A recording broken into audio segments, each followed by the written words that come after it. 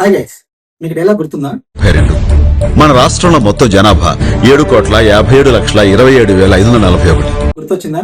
ఇది 15 ఏళ్ల క్రితం నాటి డేటా.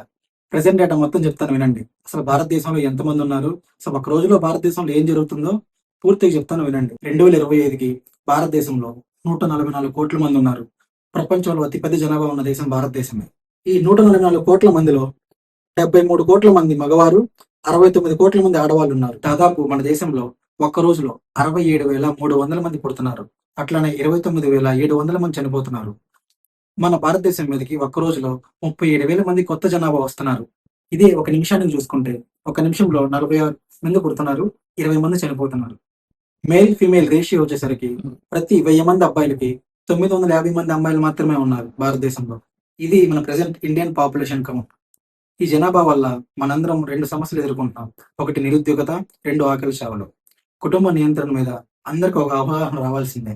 లేకపోతే ఇట్లాంటి ప్రాబ్లమ్స్ ముందు ముందు ఇంకా చూడాల్సి వస్తాయి. ఈ రూల్ని కాంపిటేటివ్ ఎగ్జామ్స్ ప్రిపేర్ అయ్యే మీ ఫ్రెండ్కి షేర్ చేయండి అండ్ మీరు ఫాలో చేయండి. Thank you guys. Next video కలుద్దాం.